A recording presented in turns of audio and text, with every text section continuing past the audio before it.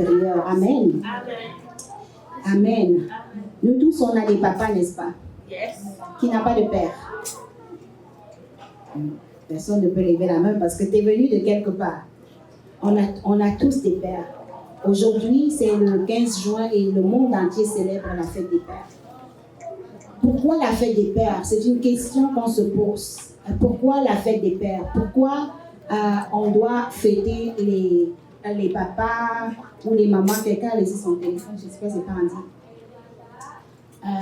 dit. On se demande pourquoi est-ce que cette fête, n'est-ce pas, est totalement mondiale.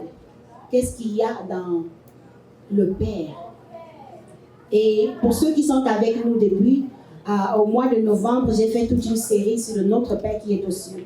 Et dans le Notre Père qui est aux cieux, j'ai beaucoup parlé, n'est-ce pas, de le caractère du Père. Pourquoi la prière commence par Notre Père qui est aux cieux? Ça commence par cette relation-là. C'est une histoire de relation. On ne peut pas exister sans un Père. On ne peut pas juste apparaître sur la terre sans avoir eu un Père, sans avoir eu un géniteur. Même Jésus, qui n'est pas né de l'action normale, n'est-ce pas, qui amène sur la terre un être humain, a dit qu'il est venu du Père. Il est venu du Père. Il était cette sémence qui venait du Père et qui venait parmi les hommes afin de pouvoir accomplir quelque chose. Et c'est pour cela qu'il dit qu'il est venu pour révéler le cœur du Père. Si Jésus est venu nous révéler le cœur du Père, la notion de Père devient très très importante. Et la présence d'un Père devient donc incontournable pour la croissance, pour l'éducation, pour le bien-être d'un enfant. Et c'est pour cela que Jésus présente son Père. Il présente Dieu d'abord comme un Père. Lorsque tu établis ta relation avec lui, avec Jésus, à ce niveau-là, sur cette révélation, tu vas avoir une relation stable. Lorsque on n'a pas la connaissance de qui Dieu est pour nous, on est hésitant. On ne marche pas avec certitude. C'est important pour toi, c'est important pour moi de marcher en étant sûr que nous avons un papa. Tu pourrais peut-être être un orphelin physiquement. Tu as peut-être perdu papa ou tu n'as jamais su qui était ton père. Mais quand tu deviens enfant de Dieu, tu rencontres quelqu'un d'exception. Et il est un Père. Il est un Père merveilleux. Il est un Père absolument merveilleux. Alléluia. J'aime beaucoup quand Déborah Loukalou chante il est le papa le plus responsable. Il est responsable de ses enfants. Il est responsable de ceux qui lui appartiennent. Il est responsable de ceux qui sont à lui. Si tu es à lui, tu lui appartiens. Quelqu'un appartient à Jésus ici? C'est qui ton Père? Alléluia. C'est qui ton Père? Souviens-toi toujours de cela. Lorsqu'arrivent les problèmes, lorsqu'arrivent les difficultés, lorsqu'arrivent les situations compliquées, ne cherche pas trop loin. Demande toujours, c'est qui mon Père? Alléluia. C'est qui ton Père? Une fois, on allait, je pense, c'était à Cuba, et on courait après pour attraper un autobus. Et je ne sais pas ce que je faisais, en tout cas, j'étais en train de faire un truc rapide, et avant de pouvoir courir pour aller vers l'autobus. Et l'autobus faisait pling, pling, pling, pling, allez-y, on va. Et puis je disais, il faut absolument, voilà, j'avais oublié les clés de la maison dans mon sac, il fallait que je remette ça à la personne qui partait retourner à la maison pour que ce ne soit pas difficile. Donc c'est quelque chose qu'il fallait absolument que je fasse. Et le chauffeur d'autobus, il est sur son temps, il doit partir. Et à un moment, je me suis retournée, j'ai dit, c'est l'autobus de mon père, il va attendre. J'ai couru, je suis allée donner, puis je suis revenue. Et le chauffeur dit, c'est l'autobus de qui? Il dit, de mon père.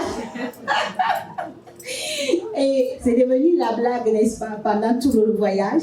Quand on est entré dans l'avion, j'ai dit ça, c'est l'avion de mon père. Tant que je ne suis pas là, ça ne va pas décoller. Et on a décollé avec peut-être 10 ou 15 minutes de retard parce que je faisais encore quelque chose, je ne sais pas quoi. Et tout digue. Et je me suis dit, attends, en réalisant cette histoire, je me suis dit, la plupart du temps, quand on parle de l'histoire du fils prodigue, on va toujours parler, déjà on prononce mal, on dit le fils prodige. C'est pas le fils prodige, c'est le fils prodigue. Et je me suis dit, mais pourquoi on l'appelle le fils prodigue, en fait? Le fils prodigue. Parce qu'il n'est pas prodige, mais il est prodigue. Et j'ai commencé à me pencher un peu plus sur ça parce que la révélation qu'on a le plus souvent, c'est que c'est un enfant rebelle qui s'est rebellé de l'autorité de son père et qui est parti faire ce qu'il voulait faire. Et voilà, après un moment, il a honte et puis il revient. Là, j'ai dit, attendez, je vais relire l'histoire pour comprendre, n'est-ce pas? Et quand on lit la parole, pour les étudiants du BTCP, on a appris, n'est-ce pas, à lire la parole dans son contexte et à se poser les bonnes questions. Donc, on va lire ça ensemble. On est dans Luc chapitre 15, le verset 11 à 32. Écoutez ce qu'il dit. Il dit encore, un homme avait 2 fils. Le plus jeune dit à son père, le plus jeune, « Mon père, donne-moi la part de bien qui doit me revenir. » Et le père leur partagea son bien. Peu de jours après, le plus jeune fils, ayant tout ramassé, partit pour un pays éloigné, où il dissipa son bien en vivant dans la débauche. Lorsqu'il eut tout dépensé, une grande famine survint dans ce pays, et il commença à se trouver dans le besoin. Il alla se mettre au service d'un des habitants du pays, qu'il envoya dans ses champs pour garder les pourceaux. Mais il aurait bien voulu se rassasier des carouges que mangeaient les pourceaux. Mais personne ne lui en donnait. Étant rentré en lui-même, il se dit, « Combien de mercenaires chez mon père ont du pain en abondance? Et moi, je meurs de faim. Je me lèverai et j'irai vers mon père. Je lui dirai, « Mon père, j'ai péché contre le ciel et contre toi. Je ne suis plus digne d'être appelé ton fils. Traite-moi comme l'un de tes mercenaires. » Et il se leva et il alla vers son père. Et comme il était encore loin, son père le vit et fut ému de compassion. Il courut se jeter à son cou et le baisa. Le fils lui dit, « Mon père, j'ai péché contre le ciel et contre toi. Je ne suis plus digne d'être appelé ton fils. » Mais le père dit à ses serviteurs, « Apportez vite la plus belle des robes et revêtez-le, mettez-lui un anneau au doigt et des souliers aux pieds. Amenez le veau gras et tuez-le. Mangeons et réjouissons-nous ensemble, car mon fils que voici était mort et il est revenu à la vie. Il était perdu et il est retrouvé. » Et il commençait à se réjouir. Or, le fils aîné qui était dans les champs, lorsqu'il revint et approcha de la maison, il entendit la musique et les danses. Il appela un des serviteurs et lui demanda ce que c'était.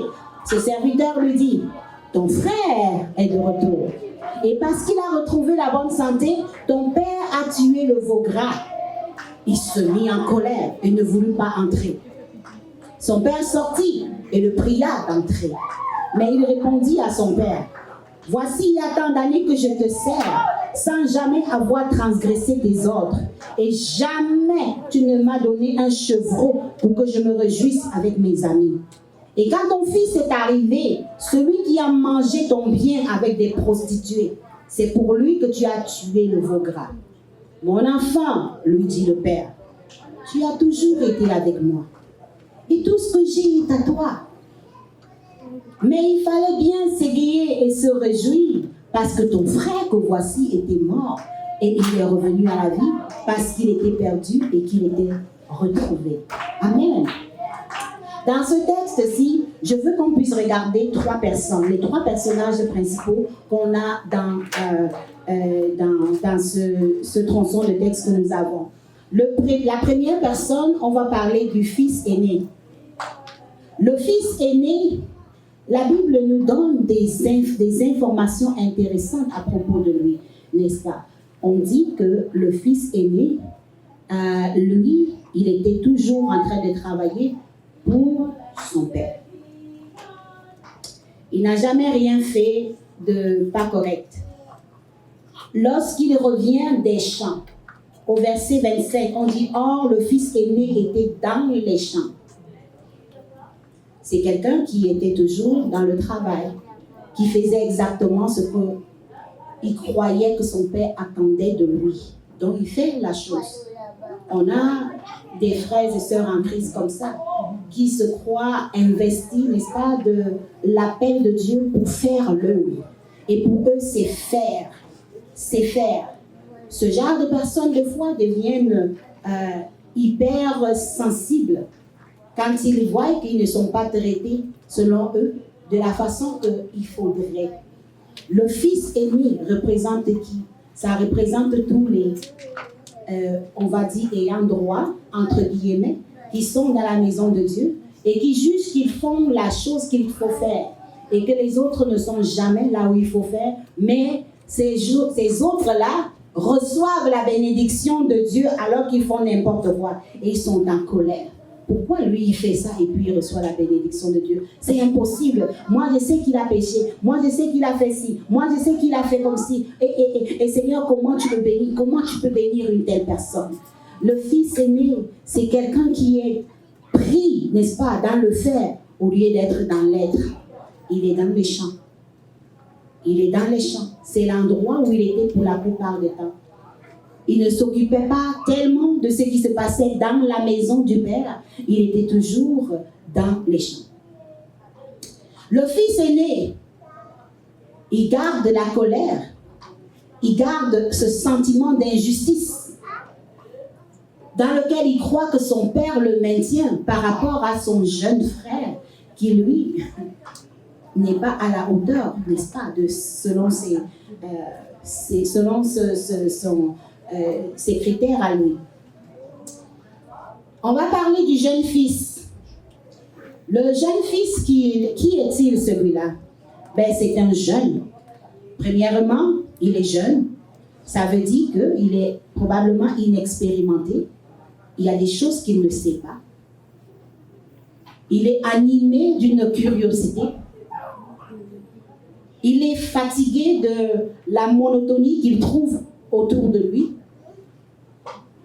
Il est écœuré, comme on dit au Québec, par le train-train quotidien, par la vie spirituelle là, qui ne produit pas de fruits. Il est écœuré par ça. Et à un certain moment, il se dit, écoute là, il va falloir que je fasse quelque chose de différent. Moi, j'en ai assez de ceci.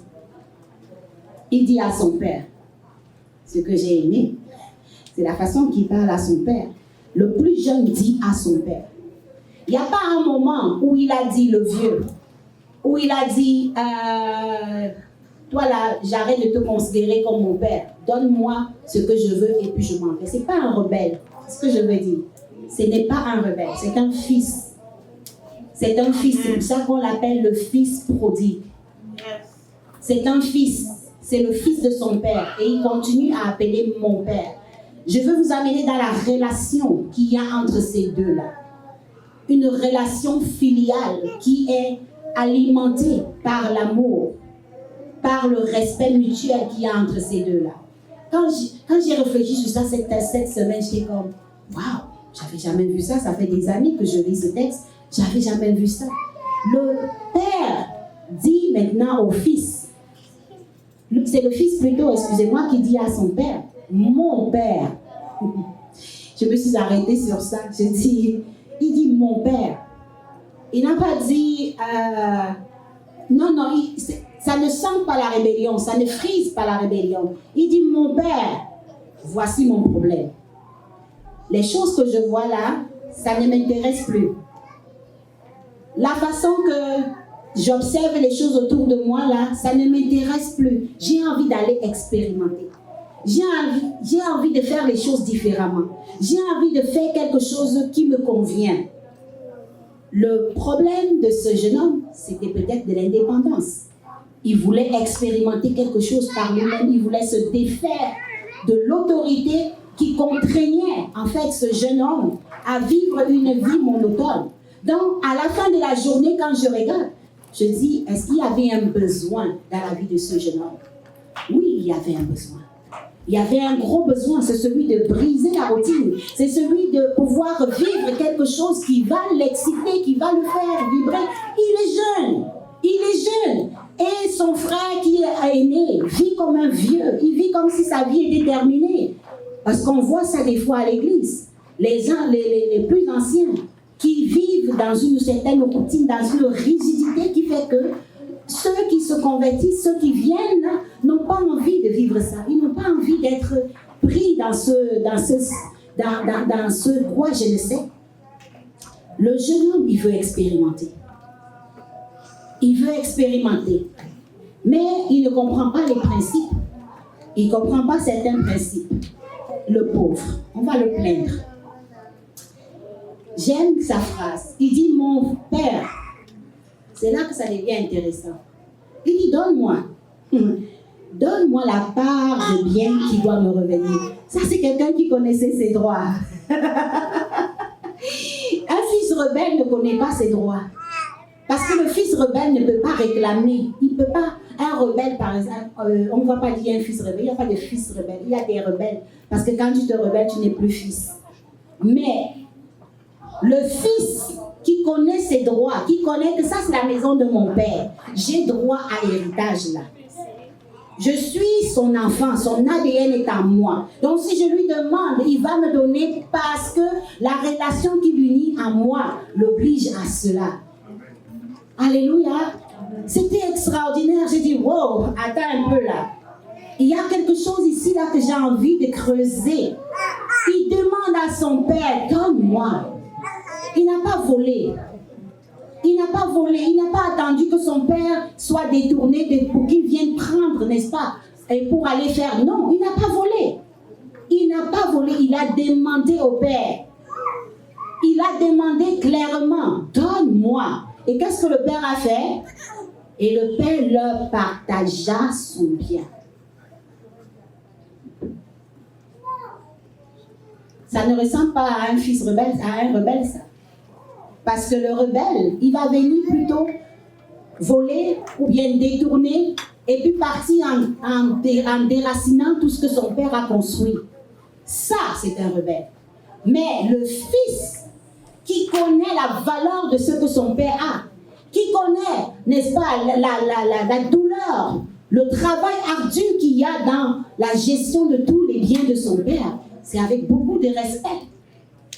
Et il dit, donne-moi. Et le père lui dit, il n'y a pas de souci. Parce que de toute façon, ça te revient. On est d'accord?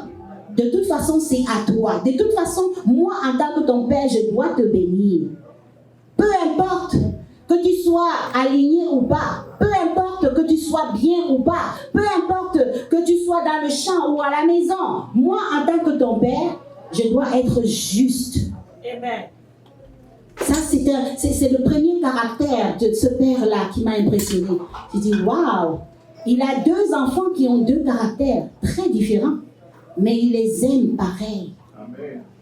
Il les aime pareil et il n'agit pas injustement envers l'un ou envers l'autre, puisqu'on nous dit ici, le père leur partagea son bien. Est-ce que l'autre avait demandé? Est-ce que le fils aîné a demandé quelque chose? Pourquoi le père, maintenant, lorsque le fils prodigue demande, il partage le bien. Il n'a pas juste dit, bon, ok, tu es en train de te rebeller, tu veux partir, machin truc, je te maudis, ou les affaires qu'on entend. Non, il dit, je te donne, mais je donne aussi à ton frère là. Je vous partage une fois les biens. Je vois l'effort, la volonté de ce père-là de couvrir même son enfant qui est en train d'aller dans un mauvais chemin. Parce que le père sait que tu n'es pas prêt. Le père sait que c'est inexpérimenté. Mais jamais le père n'est là comme exposé ou machin chouette. Non, le père partage aux deux ensemble.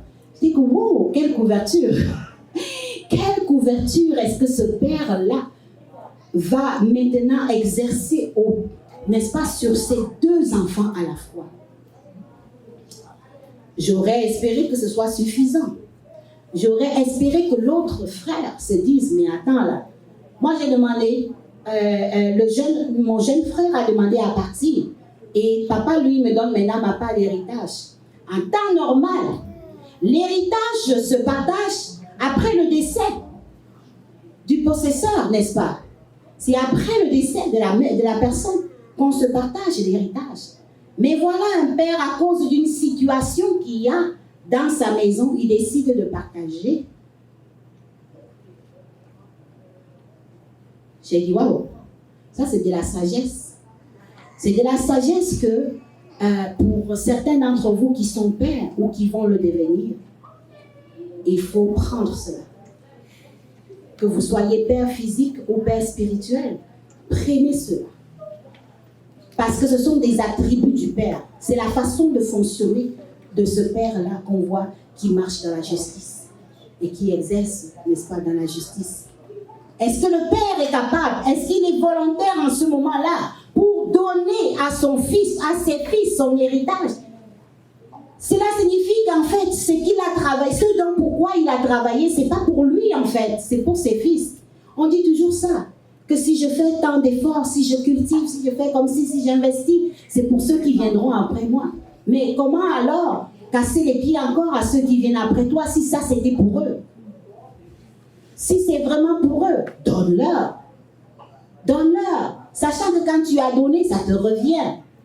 Donc si tu as des enfants à la maison, ce sont des principes que nous allons appliquer.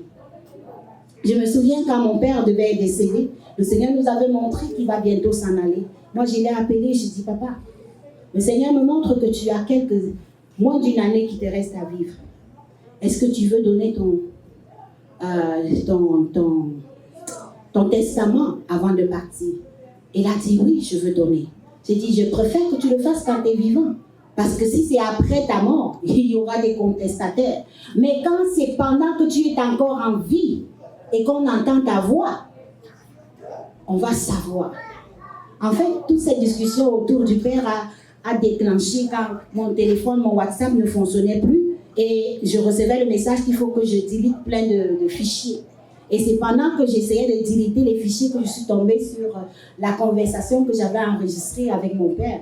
Et après l'autre conversation, là où il donnait son testament, et j'ai réécouté ça et puis j'ai dit, le père du fils prodigue, c'est vraiment un comportement que Dieu veut que nous puissions garder en nous, que nous puissions cultiver.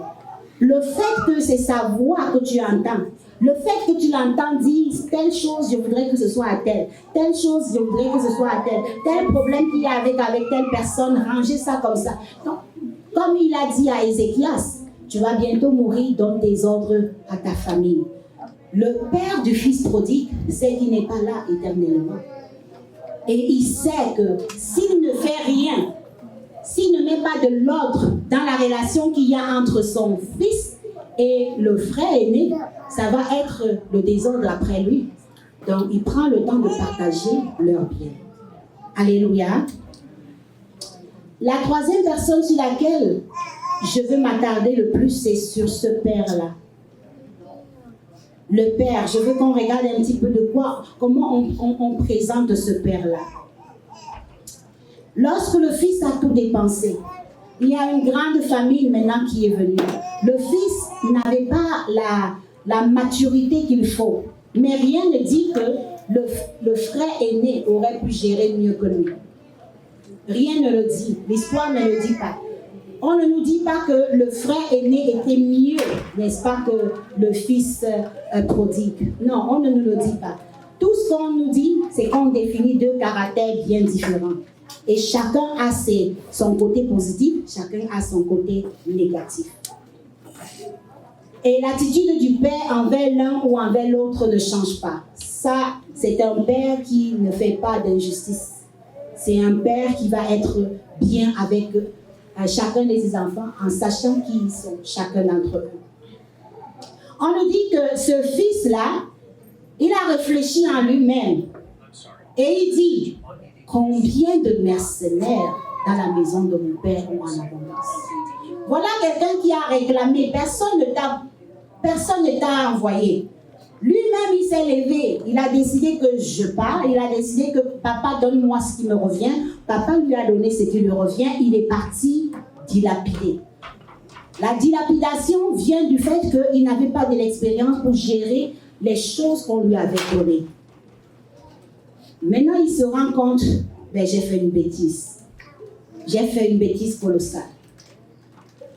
Si cet homme ne se savait pas aimé par son père, si cet homme ne connaissait pas l'amour de son père, vous pensez qu'il serait retourné chez son père? Si son père l'avait menacé, l'avait maudit quand il a pris son héritage, et il avait crié sur lui, appelé tous ses amis pour lui dire, « Hi, voilà ce que mon enfant a fait.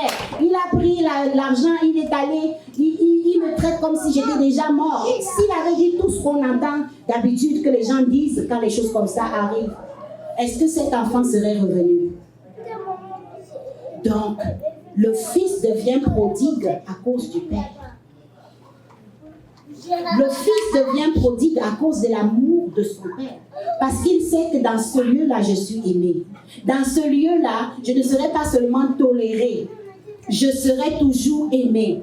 Mais en lui-même, il est convaincu que ce qu'il a fait n'était pas un bon truc. Mais son père ne lui a jamais fait de reproche. À quel endroit est-ce qu'on voit que son père lui a fait un reproche? Absolument pas. Est-ce que son père n'était pas en droit de lui faire un reproche? Il était en droit, mais pourquoi il choisit de ne pas en faire?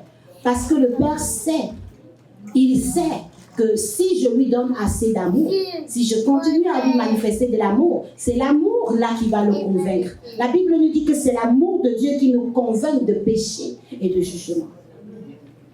Est-ce que nous comprenons cela?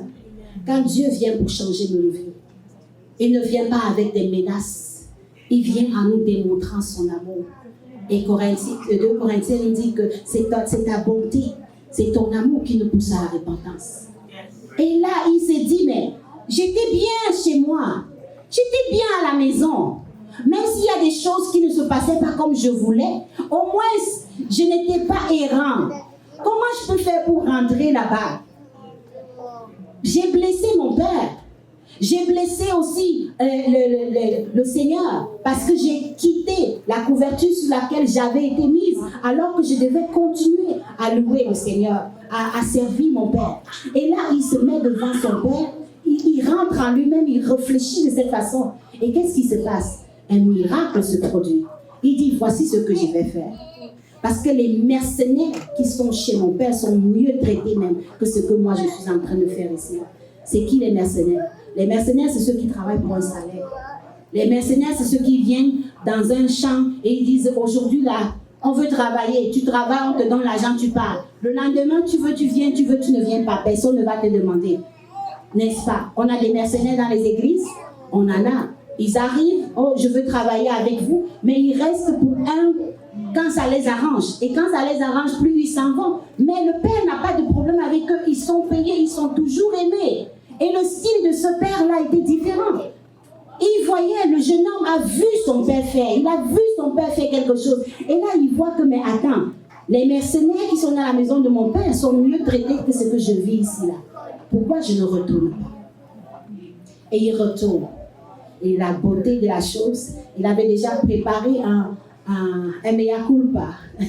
Il vient pour s'humilier, il vient pour demander, n'est-ce pas, que son père le laisse être un mercenaire. Qu'il le laisse seulement être un mercenaire. Amen. Alléluia. Et ça me rappelle les années qu'on venait d'arriver au Canada. On a joué aux mercenaires pendant un bout. On se levait très tôt le matin et puis on partait se mettre dans les endroits où les autobus des champs passent. Donc, il fallait être les premiers à être là. 4 heures du matin, 5 heures du matin, c'était le plus tard. Tu te places là, quand les autobus passent, ok, on vous ramasse et vous allez travailler dans les champs. On a travaillé dur. On travaillait dans les champs, on a travaillé pour récolter les fraises, les oignons, toutes ces choses-là. Et à la fin de la journée, tu as fait combien de paniers? Ok, on te donne ton argent. Ils sont justes. Il n'y a personne qui va tricher sur toi parce que tu es un travailleur, comment on dit là, pas illégal, mais sous la table. Il n'a rien. Un mercenaire, parce que tu es un mercenaire. On payait le salaire du mercenaire. Et à la fin de la semaine, on avait de l'argent. Mais tu décidais si tu veux aller ou pas. Il n'y avait pas de contrat, donc tu n'es pas obligé. Ce qui t'intéresse, c'est l'argent que tu avais fait, n'est-ce pas? Ah, vos pasteurs ont travaillé dur dans la vie ici, comme vous voyez là. Oh, mon mari commençait à prendre goût. J'ai dit, lui qui n'avait jamais travaillé dans les champs, qui n'avait jamais été dans ce genre de conditions, il commençait à se lever tôt le matin. Il est dehors, il revient, je dis, ah ma chérie, j'ai gagné tant d'argent, oh demain je vais encore me lever. Je dis, je le regarde, il était devenu tout noir plus que moi là. Et je regarde, je dis, hé, mon chéri, n'oublie pas qui tu es. Tu n'es pas venu ici là pour travailler comme ça. Il dit, mais ma chérie, ça apporte de l'argent. On doit payer le loyer, on doit payer ceci. Je dis que oui, mais va travailler, va utiliser tes diplômes, tu auras plus d'argent que ça et avec moins de souffrance. Je lui disais, rappelle-toi d'où tu viens. Rappelle-toi de qui tu es fils. Tu n'es pas un mercenaire. On a fait ça pour être dépanné, mais pas pour que ça devienne notre style de vie. Amen. Alléluia. Je dis, non, tu m'arrêtes ça. Je dis, mais non. Et en ce moment, je venais de tomber enceinte d'Olivia. Il dit, maintenant tu es enceinte, tu ne pourras plus sortir. Je dis, c'est pas grave. Notre Père qui est là dans les cieux, il nous a envoyés pour gagner les âmes dans ce pays. Il nous a amenés pour prendre le territoire. Et ce n'est pas en travaillant comme mercenaire qu'on va le devenir. Il faut que tu aies un titre qui te permette de rentrer dans cette ville. Et Dieu a permis. Et aujourd'hui, je peux être fière de ce qu'il est devenu. Et du Père qu'il est. Alléluia. Je bénis Dieu pour ça. Il s'est battu. Je l'ai quand même apprécié pendant ces années-là parce qu'une autre personne n'aurait jamais fait ça. Surtout venant du background où il venait et n'ayant jamais fait les travaux des champs. Moi, je suis fille d'agriculteur. J'ai grandi dans les champs. On était habitués. Hein, Kétia? Tu n'es pas pour champ, grand-père. Elle le sait. Mon père, il était un agriculteur, technicien d'agriculture. Donc, pour lui, le champ, c'était la chose la plus essentielle. Donc, si tu ne partais pas au champ, moi, j'étais habituée, mais pas lui. Et j'ai dit, non. Cette vie-là, je l'ai laissée là-bas. Je ne veux pas continuer ça. Alléluia. C'est ça que le fils prodigue dit, non. Moi, mon père traite mieux ses mercenaires. Il n'a jamais été injuste envers eux. S'il pouvait me laisser seulement être mercenaire là, pour moi, ce serait bien. Je serais mieux traité. Parfois, bien aimé, il faut laisser son orgueil de côté. Il faut savoir laisser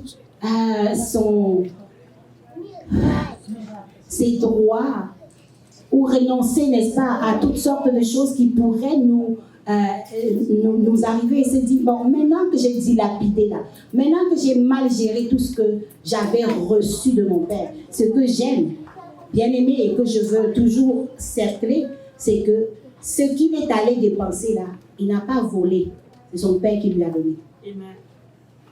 C'est son père qui lui a donné. C'est pour ça qu'il est le fils prodigue. Parce que son père lui a donné. Donc, quelque part, il avait la protection de son père, même dans son errance. Est-ce que vous comprenez? Même dans son errance, il avait la protection de son père. Maintenant, il va vers son père et il dit, mon père, lui, il avait préparé déjà tout son discours, n'est-ce pas? Quand il va aller, voilà comment il va faire son mea culpa.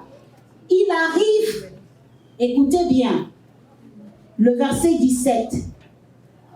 Combien de mercenaires chez mon père ont du pain à l'abondance et moi ici je meurs de faim. Verset 18. Je me lèverai, j'irai vers mon père et je lui dirai, mon père. Donc ça c'est quelque chose qu'il est en train de répéter dans son cœur, il répète dans son âme, c'est que quand il va voir son père, il va le dire.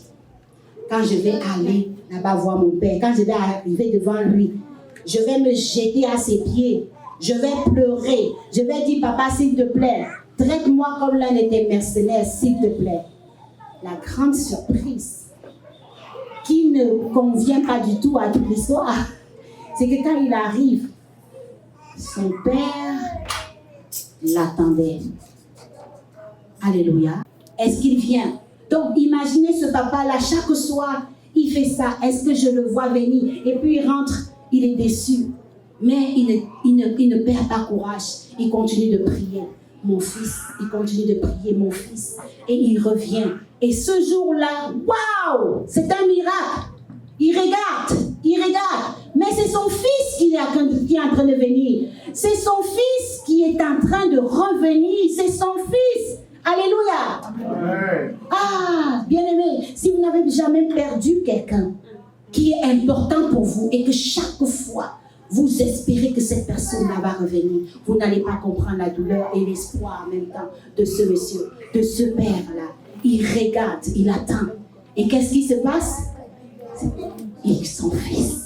La Bible nous dit qu'il fut ému de compassion. Il y a eu des émotions qui se sont manifestées là dans son estomac. La joie, l'exaltation. Il ne sait plus comment se tenir. Il ne sait plus s'il doit se tenir assis, debout, s'il doit se coucher. Mais ce papa-là, il est complètement bouleversé. Yes. Il n'attend même pas que son fils vienne lui raconter ce qu'il avait déjà prévu là. La grâce. La grâce enlève la condamnation et permet la compassion. Amen. La grâce. Ce père avait déjà décidé de faire grâce à son fils avant même que son fils ne se confesse.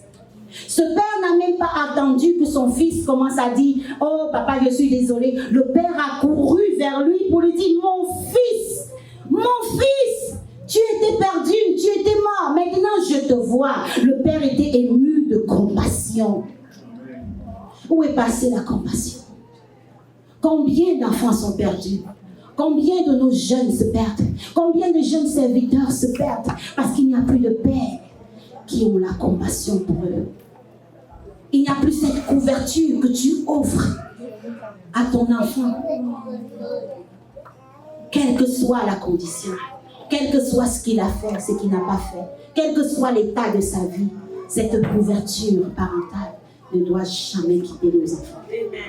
Alléluia. Jamais. Que ce soit l'enfant que tu as enfanté de ton propre ventre, que ce soit l'enfant que tu as enfanté spirituellement, la seule chose qui peut lui permettre de revenir vers toi, c'est ton amour. C'est ta disposition à l'accueillir. S'il n'y a pas cette disposition-là, il continue son chemin loin. Mais quand il ressent cet amour, quand il ressent cette compassion, cette présence-là émotionnelle, il est attiré et il se dit, je peux aller vers mon Père. Je peux aller vers mon Père. Je peux aller vers mon Père. Même s'il me traite comme un mercenaire, je préfère encore. Je préfère être esclave dans sa maison plutôt qu'être roi dans la brousse là où je suis. Alléluia. Que nos maisons soient ce genre de maisons. Que nos maisons soient ce genre de maisons.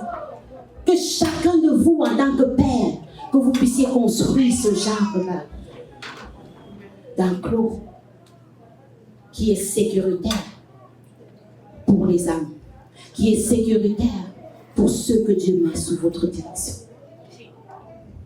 Les critiques ne servent à rien. Le père pouvait se plaindre, il avait le droit de se plaindre, mais jamais il ne l'a fait. Si tu veux avoir cette efficacité, que ce soit dans le ministère ou dans ta maison, bannis la critique. Un enfant qui est critiqué par ses parents ne prospère pas. Il ne prospère pas. Peu importe ce que l'enfant a fait ou il n'a pas fait. La volonté du Père, c'est qu'aucun ne soit perdu. Que cela devienne ton leitmotiv. Que tu te dises, je ne veux pas Je ne veux qu'aucun des enfants que tu m'as donnés, que ce soit spirituel ou physique, je ne veux pas qu'ils se perdent. Jésus a dit, aucun d'entre eux ne s'est perdu, si ce n'est le fils de la rébellion. Le fils de la rébellion n'est pas mon fils, c'est le fils de la rébellion. C'est le fils de celui qui l'a entraîné. Il dit, vous avez pour père le diable. Donc le fils de la rébellion ne sera jamais ton fils. Mais le fils qui est né de toi, que tu sais qu'il y a un lien, il y a une connexion qui ne s'est jamais établie avec cette personne-là. Bats-toi. Bats-toi pour que cette couverture-là, appelée amour, soit toujours présente. Bats-toi. Bats-toi pour qu'il n'y ait aucune injustice qui va filtrer de ta bouche.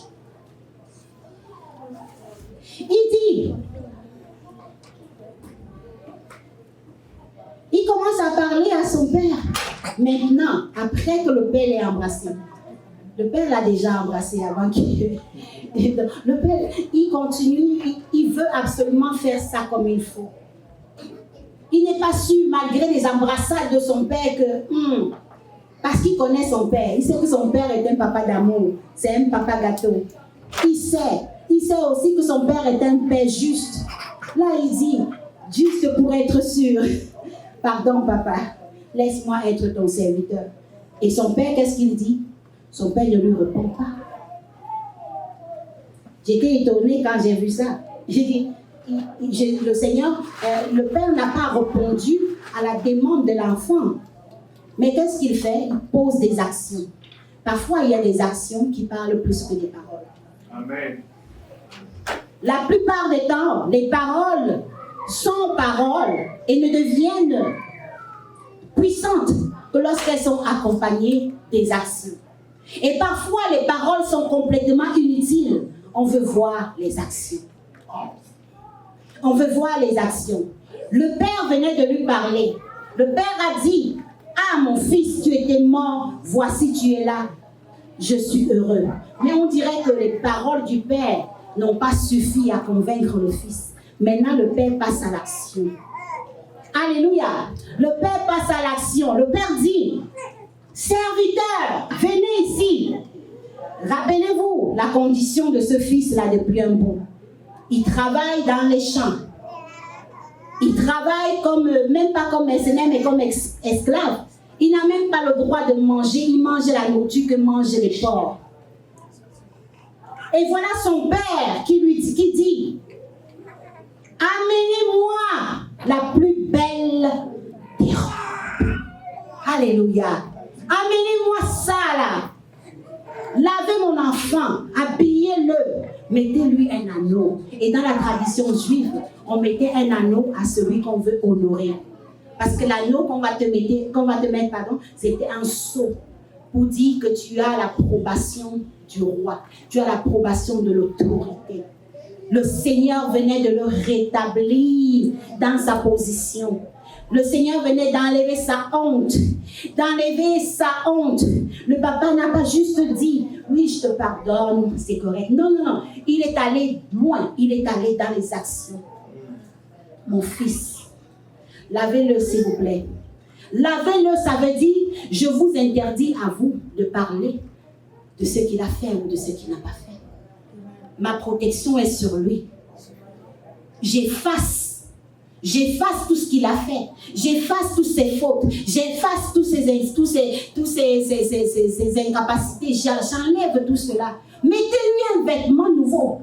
Et ce n'est pas juste un petit vêtement. Ce n'est pas n'importe quel vêtement. Il s'agit d'un vêtement royal. Amen. Il s'agit d'un vêtement qui reflète, n'est-ce pas, la position de ce père-là.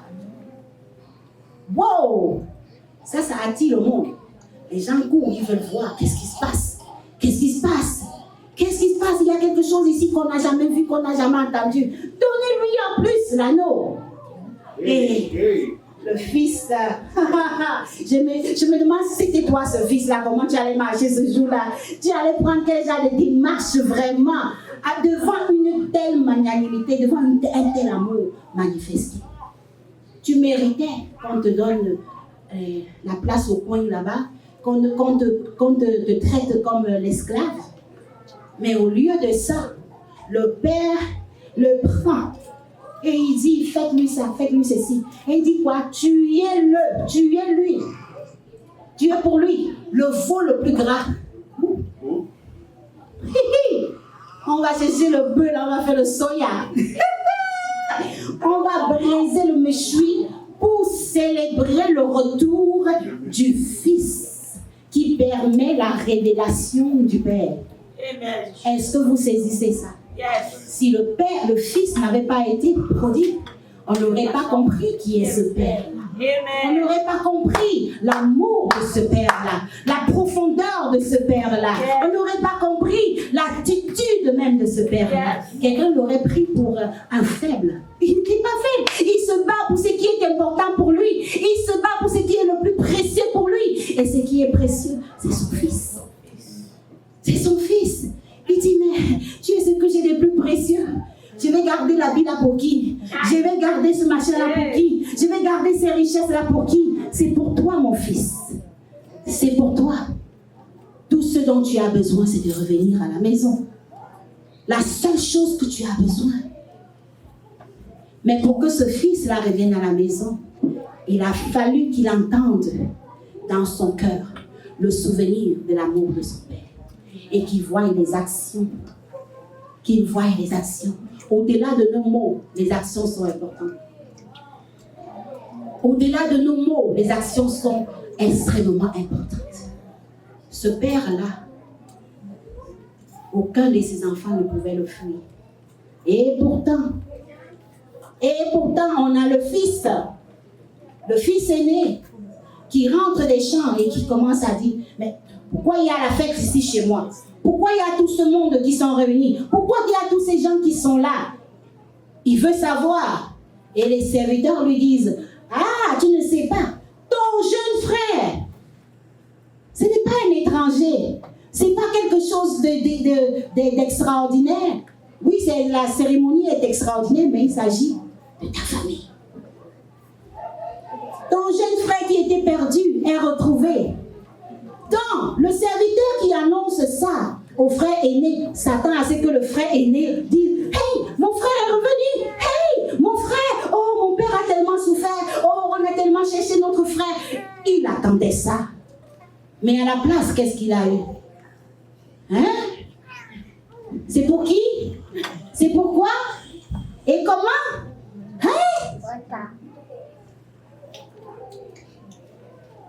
Et il s'en va comme un brat, comme on dit en anglais. Comment on dit ça en français là? Je ne sais pas comment on dit ça les jeunes. Brat, comment on appelle les brats en français? Hein? Il y a un terme là. Il s'en va dire à son père, papa, c'est quoi ça? Et son père lui dit, voilà ce qui se passe. Et il dit, ton fils, c'est l'endroit qui m'a tué. C'est l'endroit qui m'a tué. Quand j'ai lu, j'ai dit, attends, qu'est-ce qu'il dit? Il dit à son père, il se mit en colère. Il ne voulut pas entrer. Son père sortit et le pria d'entrer. Pardon mon fils, pourquoi tu fais la face jaune comme ça? Pardon, viens te réjouir avec moi. Ton frère qui était perdu est revenu. Il doit le supplier. Il doit supplier son frère. Ça veut dire que ce frère-là ne portait pas le fardeau du père. Il ne portait pas le fardeau du père. Pendant tout le temps que le fils était dehors, il était content, il s'en foutait. Comment nous comportons-nous quand l'un de nos frères est sorti, est dans le dehors? On est content parce qu'on croit qu'on est les meilleurs. On est les meilleurs, on commence à parler, on commence à afficher leur nom. Ah non, mais telle personne, il est tombé dans le péché. Telle personne, il n'est plus enfant de Dieu. Telle personne, c'est un faux chrétien. On rentre là-dedans. On critique, on parle, on est content. On pense qu'on est les meilleurs. On pense que nous, qu'on est restés là, on est vraiment les meilleurs. Jusqu'à ce que le Seigneur vienne nous dire, hé, mon fils, viens. Le Seigneur a mal quand un de ses enfants s'éloigne de sa présence. Et l'attitude que nous devons avoir, c'est d'avoir la compassion et de sentir cette douleur du Père. Et de dire, mais attends Seigneur, comment je peux faire, comment je peux t'aider à ramener cette personne-là. Porte le fardeau de Dieu. Porte le fardeau de ton Père. Ce jeune homme-là, il était dangereux. Ce frère aîné, il est dangereux. Surtout quand il dit à son père, là, je suis restée là, je dis, mais attends un peu, toi là. Il répond à son père, voici, il y a tant d'années que je te sers. C'était ça le problème. Il était dans le service. Il était dans servir. Quand tu es dans servir, tu penses que tu as droit. Tu penses que ce qui t'arrive, n'est-ce pas, est question de par rapport à telle heure de prière que tu as, tel nombre d'heures de prière que tu as investi, tel nombre de jeûnes, de temps de jeûne, tel, je ne sais pas quoi là, tu penses que c'est ton droit. Et ça fait longtemps que je te sers, que je fais toutes ces choses-là. Et pour moi, Seigneur, je n'ai jamais transgressé tes ordres. Et jamais tu n'as tué un chevreau. Parce que là, on vient de tuer le veau pour son frère. Il dit, mais on prend le bœuf là, on tue. Alors que pour moi, même la chèvre, le chevreau, le petit de la chèvre là. Hé, garçon, attends un peu. Non, c'est pas vrai. C'est pas vrai. Et même si c'était vrai, c'est vrai dans ta tête. Il y a un cinéma dans ta tête. Il y a un jeune homme qui disait, le diable est en train de jouer le football dans ta tête. Il joue dans ta tête, il te raconte n'importe quoi. Le Père lui dit, et regardez ce qu'il dit, c'est l'endroit là, le verset 30. C'est ça que je vous disais que moi ça m'a tué. Il dit, quand ton fils est arrivé, quand ton fils, tu es en train de parler à ton père, tu es en train de parler à ton père que tu sais que tu n'es pas le fils unique. Il y a combien d'enfants de Dieu ici dehors? Des milliards. Donc tu n'es pas extraordinaire, mais tu fais partie de ce grand nombre-là. Mais quand il se croit le droit de dire à Dieu, ton fils, il est en train de dire à Dieu, il est en train de dire à ce père-là, tu es injuste envers moi, que tu ne m'as pas traité comme fils. C'est celui-là que toi tu considères comme fils et pas moi. Il dit, quand ton fils est arrivé, celui qui mange, écoutez la condamnation qu'il ramène. Le Père a déjà pardonné. Le Père a déjà lavé. Le Père a déjà mis la bague et dit, voilà, scellé. Mais tu t'en vas fouiller maintenant dans le passé de quelqu'un. Tu t'en vas fouiller dans quelque chose que Dieu lui a déjà pardonné, que Dieu a déjà lavé. Toi, tu youbi où, comme on dit là? Youbi où? Tu te permets d'aller fouiller encore là-bas. Et pour l'accuser à qui? À son propre père. À celui à qui il a tout pardonné. Hey, les amis, on peut faire ça? Il dit, et quand ton fils est arrivé, celui qui a mangé ton bien, il veut susciter la colère du Père. Il veut susciter le rejet du Père. Mais est-ce que c'est la peine? C'est vraiment pas la peine. C'est pas la peine. Le Père a pardonné. Les choses que j'ai fait il y a, je sais pas quoi là, tu me ramènes ça sur la tête, sur la table. Pourquoi? Tu étais là quand mon Père m'a pardonné. Quand il a couru vers moi, il a dit, ma fille, je te lave. J'ordonne que soit tué pour toi le veau le plus grand. Il n'était même pas là. Il n'était pas là. Il n'était pas là. Lui qui dit qu'il fait tellement plaisir à son Père. Être dans les bonnes grâces de son Père, c'est pas être dans les champs, c'est être dans sa présence. C'est être dans sa présence. Un bon fils, il devait être dans la présence de son Père et non pas être dans les champs. Si tu es dans les champs, il faut sortir. Dis à ton voisin, sors des champs. Sors des champs. Sors des champs, entre dans la maison. Dans les champs, on reste mercenaire. Dans la maison, tu deviens fils. Amen. Dans les champs, tu es mercenaire. Yes. Dans la maison, tu es fils. Et c'est pour ça que le Père lui répond, ah, mon enfant. Mon enfant, mon enfant, mon enfant, mon enfant, lui dit le Père. Observez avec moi ce Père-là. c'était nous autres là, on allait dire, mais toi là, c'est quoi ton problème?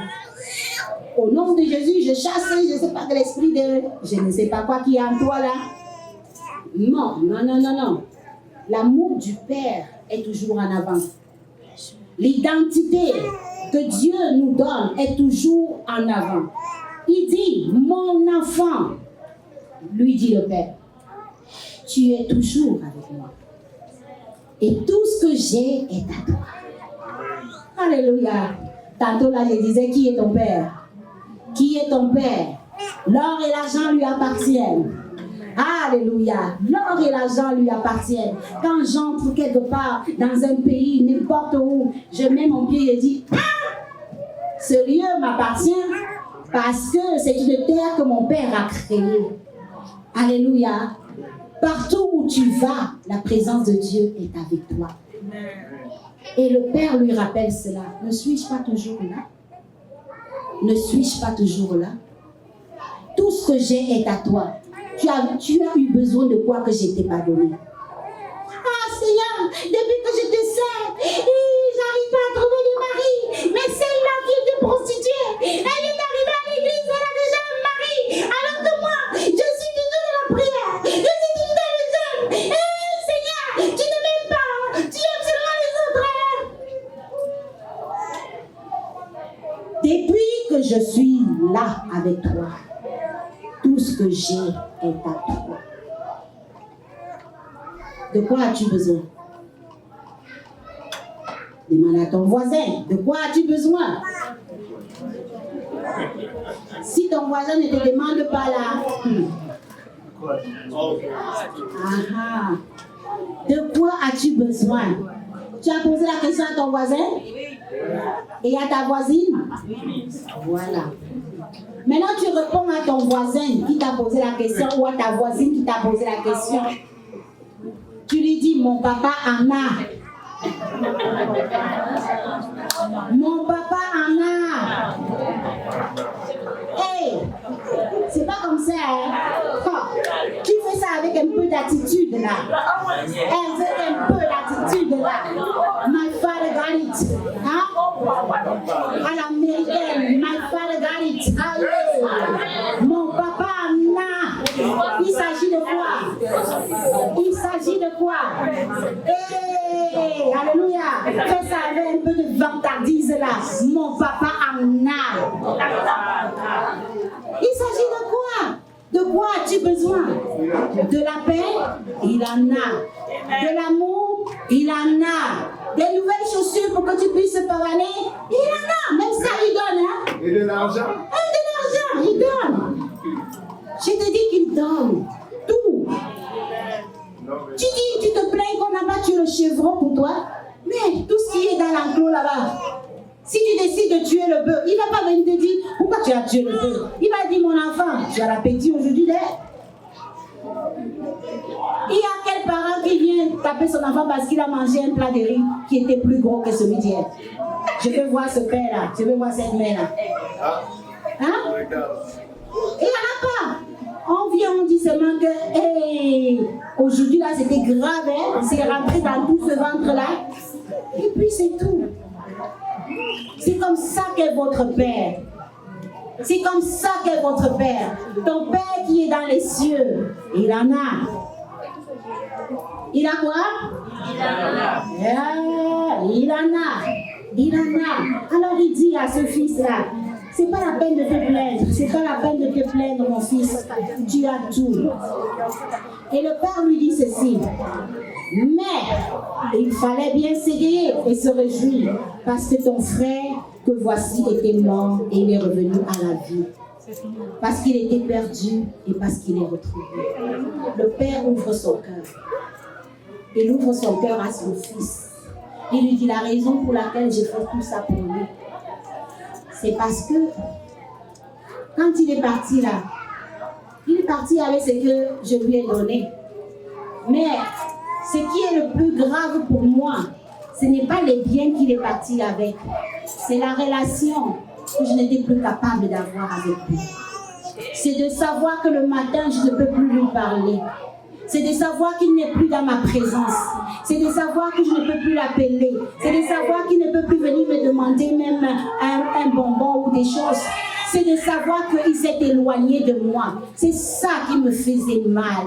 Maintenant qu'il est là, la fête est belle. Réjouis-toi avec moi. Alléluia. C'est ça que le cœur du Père est révélé. On montre ce Père-là qui a un cœur tendre, qui te veut dans sa présence. À ta voix dans sa présence est beaucoup plus importante pour lui que toute autre chose. Alléluia. Alléluia. Et j'aimerais pouvoir parler au cœur des familles et amener cela aussi sur la table pour nous dire, bien-aimés, dans nos disputes, que ce soit dans la famille spirituelle, que ce soit dans CCE, que la relation soit plus importante que les titres. Que la relation soit plus importante que les positions. Amen. Que la relation soit plus importante que mon droit. Yes. Ta sœur doit rester ta sœur. Amen. Ton frère doit rester ton frère. Amen. Peu importe les différences qui peuvent venir, peu importe les disputes, peu importe les situations qui peuvent venir, la relation doit être toujours prioritaire. Yes. Parce que c'est ça qui est important pour le cœur du Père. Ce Père-là, qu'on nous représente là, le Père du Fils prodigue, c'est un Père d'amour. C'est un Père qui privilégie la relation sur les erreurs. Il privilégie l'amour qu'il porte à son Fils sur les bêtises du passé. Les bêtises qu'on peut faire. On peut faire plein de bêtises. On n'a pas comment dire, on n'a pas la panache du savoir. On n'a pas ça. Mais quand tu as fait une bêtise, que tu puisses avoir le cœur de ce Fils prodigue qui dit, en tout cas, j'ai fait quelque chose que je ne devais pas faire.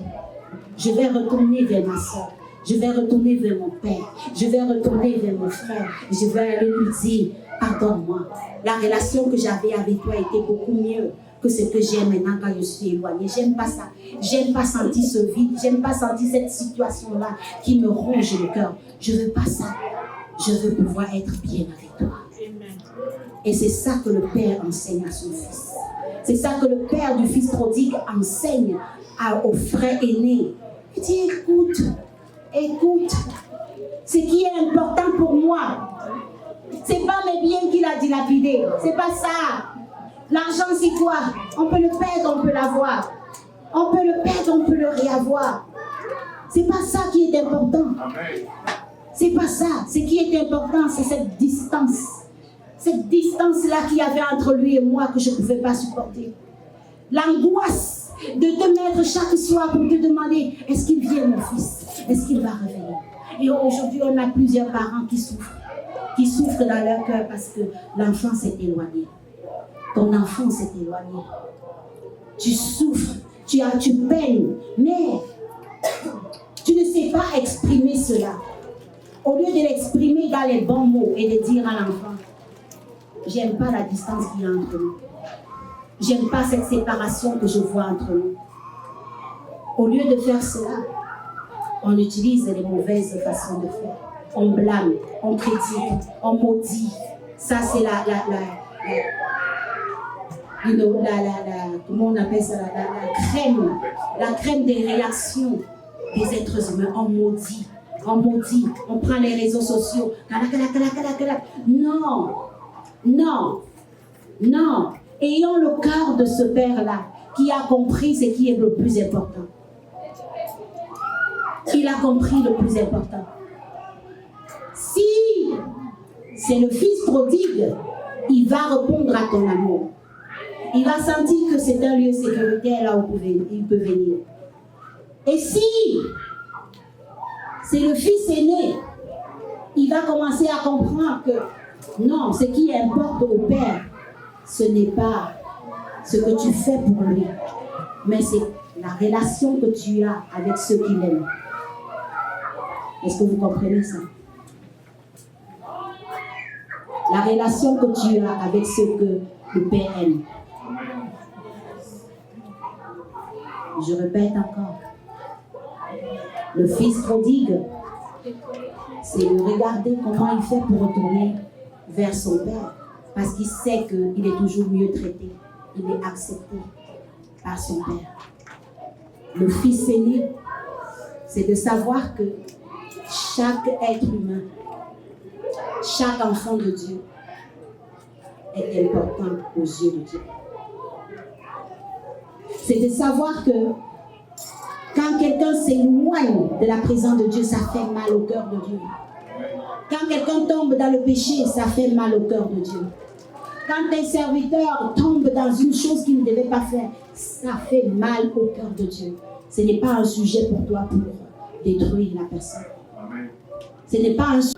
Il s'agit d'une âme que papa veut sauver. Il s'agit de ton frère. Il s'agit de ton frère. Et ne dis pas ton fils. Dis mon frère. Quand tu vas dire mon frère, tu vas porter avec Dieu son fardeau. Tu vas porter avec ce père-là son fardeau. Ce fils aîné aurait pu être un support émotionnel pour son père. Ce fils aîné aurait pu pleurer avec son père chaque soir pour le retour de son frère. Que nous ne puissions pas rester indifférents lorsque une personne d'entre nous a l'air de s'éloigner de la présence de Dieu. Que personne de nous ne reste indifférent à cela. Que personne ici ne soit le fils aîné.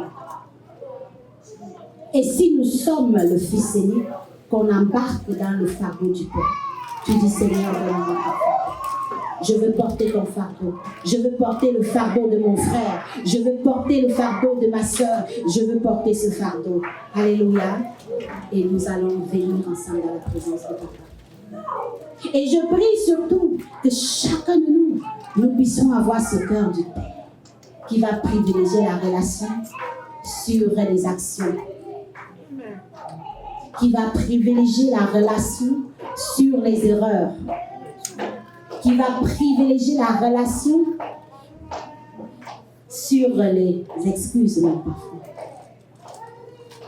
Alléluia. Nous allons nous mettre debout, on va prier.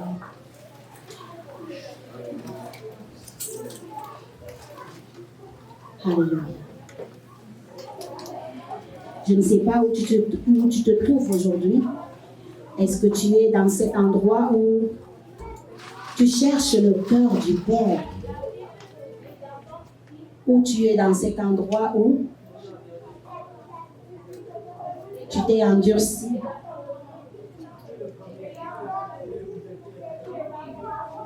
Approche-toi du Père. Approche-toi du Père simplement. Le Père, il a ses mains ouvertes. Jésus a utilisé cette parabole pour montrer qui était Dieu, pour montrer son caractère affable, pour montrer sa magnanimité. Il ne veut pas que tu te perdes, il veut que tu sois sauvé. Il ne veut pas que tu te perdes, il veut que tu sois sauvé. Il ne veut pas non plus que tu sois celui qui repousse ou qui juge ceux qui sont tombés ou qui se sont trompés de chemin. Mais il veut que tu comprennes le cœur du Père. Jésus est venu chercher et sauver ce qui était perdu. Jésus est venu chercher et sauver ce qui était perdu. Nous levons nos mains au ciel et nous demandons aujourd'hui, Seigneur, donne-nous ton cœur. Donne-nous ton cœur, Seigneur. Je te donne mon cœur de chair. Et je te demande ton cœur de Père, Seigneur. Ah, que cet amour que tu as, Seigneur, tu puisses impacter nos vies, Seigneur Dieu. Tu puisses impacter nos caractères. Tu puisses impacter qui nous sommes, Seigneur Jésus. Que nous puissions connaître cet amour. Que nous puissions être remplis de cet amour. Que nous puissions être, Seigneur Dieu, complètement enveloppés par cet amour. L'amour du Père. L'amour du Père. L'amour du Père. Alléluia.